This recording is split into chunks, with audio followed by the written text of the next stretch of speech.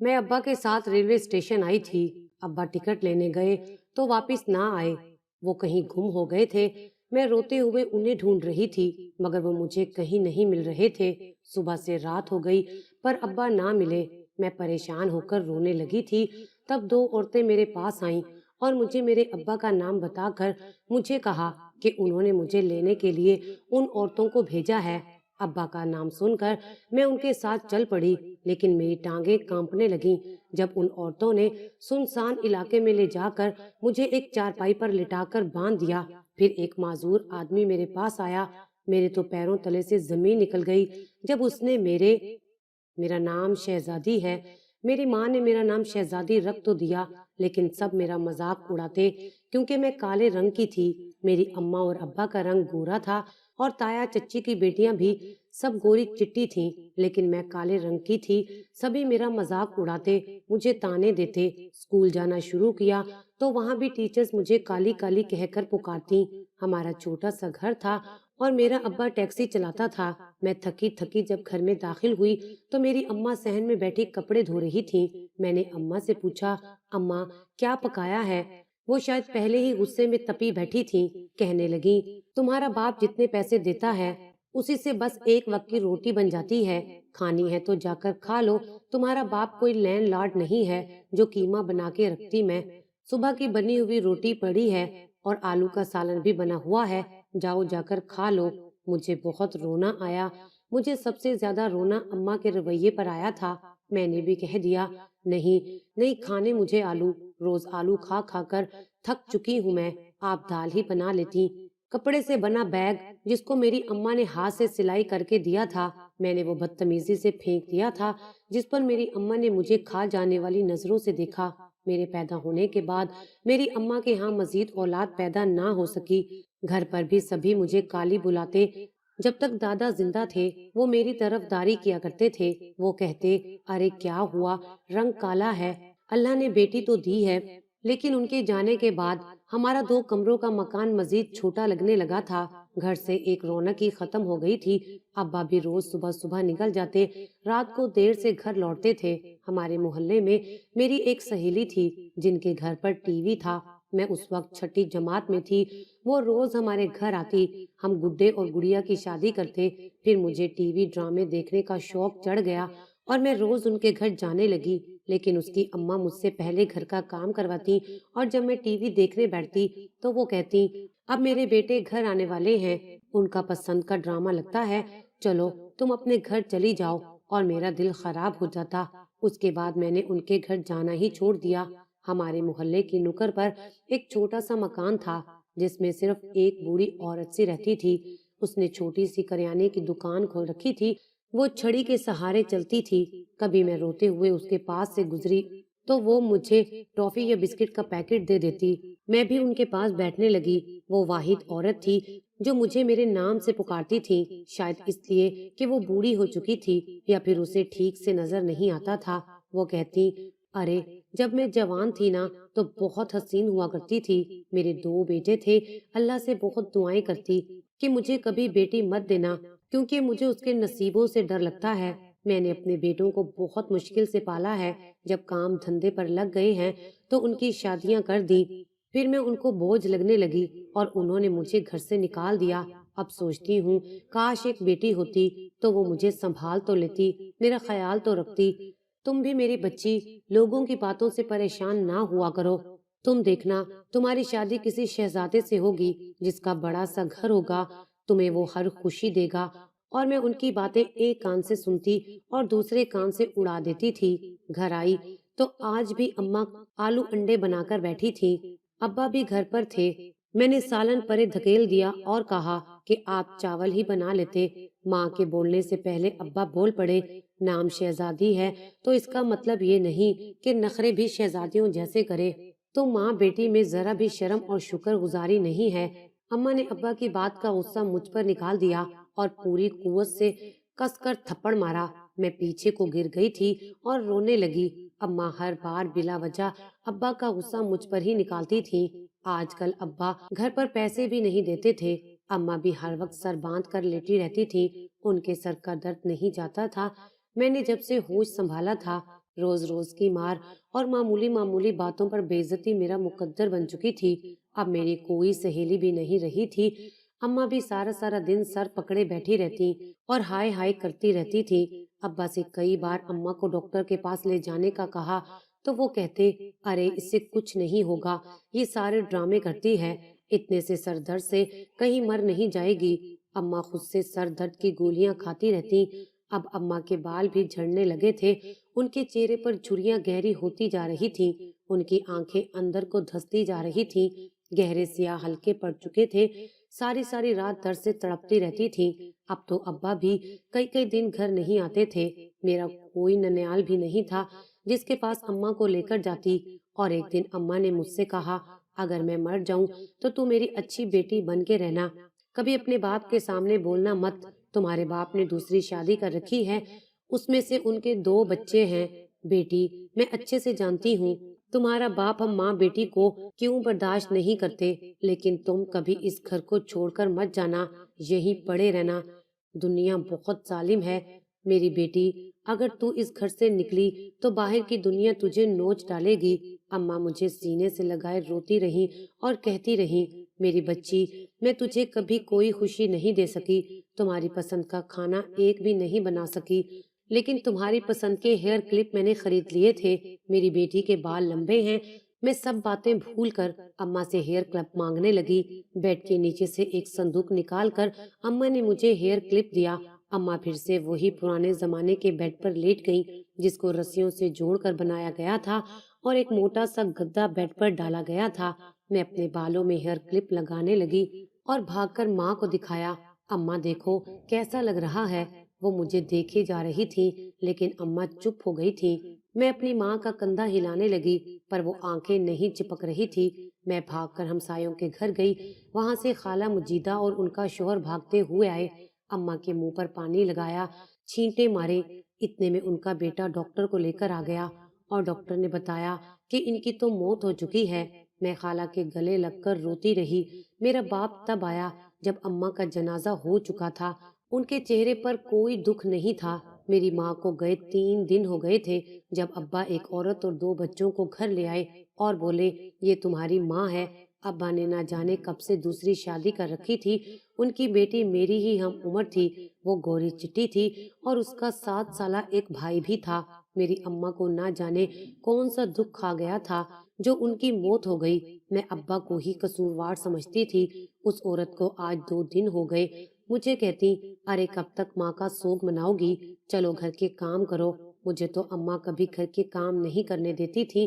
جب سے اماں فوت ہوئی تھی میں اسکول بھی نہیں گئی تھی، میرا اسکول بند کر دیا اور میری دوسری ماں مجھے گھر کے کاموں پر مارنے لگی۔ اسے دیکھا دیکھی میری سوتیلی بہن بھی مجھے کالی بولتی اور حکم چلاتی۔ ابا روز شام کو پھولوں سے بھرا شاپر لے کر آتے، ہمارے گھر میں گوشت بھی بننے لگا، چاول بھی پکنے لگے۔ میری اماں کے ہوتے ہوئے کبھی ہمارے گھر میں ایک پھل بھی نہیں آیا تھا۔ میرے ابا نے جس سے شادی کی وہ عورت زیادہ عمر کی نہیں تھی، اس کی عمر 30 سال ہوگی، لیکن وہ ماں کے روپ میں سخت اذیت پرست عورت تھی، مجھے چھوٹی چھوٹی باتوں پر مارتی۔ میری اماں کی ہر چیز پر اس کا قبضہ ہو گیا تھا، مجھے کھانا بھی صحن میں پڑی چٹائی پر دیتی۔ میرا باپ آرام سے اپنی بیوی بچوں کے ساتھ بیٹھ کر ہنستا کھانا کھاتا، میرا ہی باپ مجھے بھول چکا تھا۔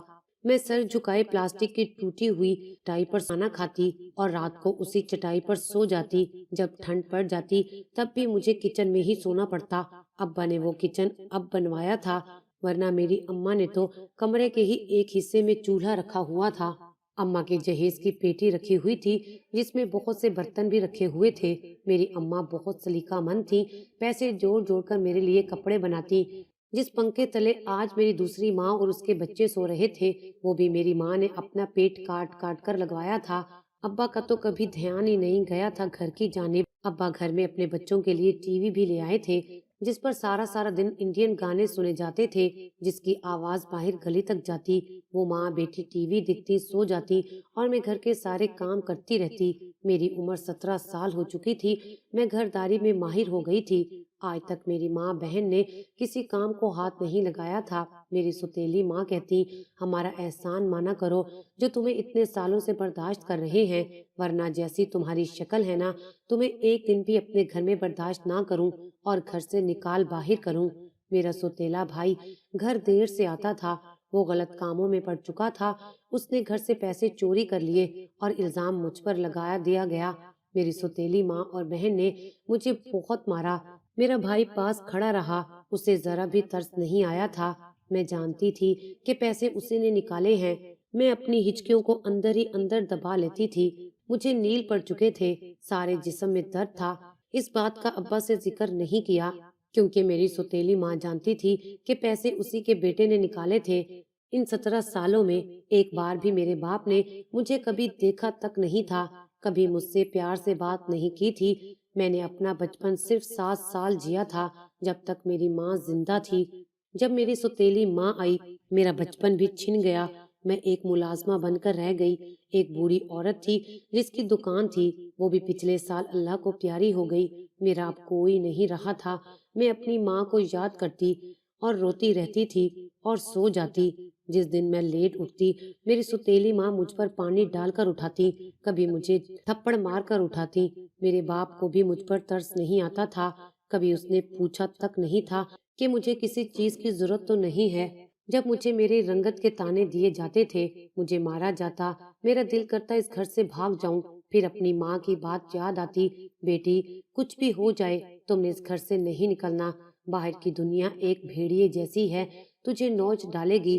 ابا میرے لیے رشتے دیکھنے لگے، کئی لوگ گھر آتے پر مجھے دیکھ کر منہ پر ہی انکار کر دیتے۔ میرے کپڑوں پر جگہ جگہ پیوند لگے تھے، مجھے کبھی نئے کپڑے نہیں دیے گئے تھے۔ ماں بیٹی اپنی اترن دیتی تھی، کبھی رشتے والے آتے تو ان کے پاس بیٹھ کر میرے خلاف عجیب عجیب باتیں کرتی۔ وہ میری بہن کو پسند کر کے چلے جاتے، وہ تھی بھی گوری چٹی۔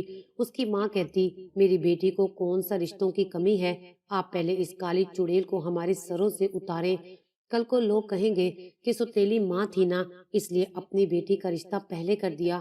پر میرے لیے کوئی بھی رشتہ آتا تو وہ منہ پر جواب دے دیتے۔ میں اللہ سے رو رو کر دعائیں کرتی، جب بار بار آپ کی عزت نفس کو مجروح کیا جائے تو روح زخمی ہونے لگتی ہے۔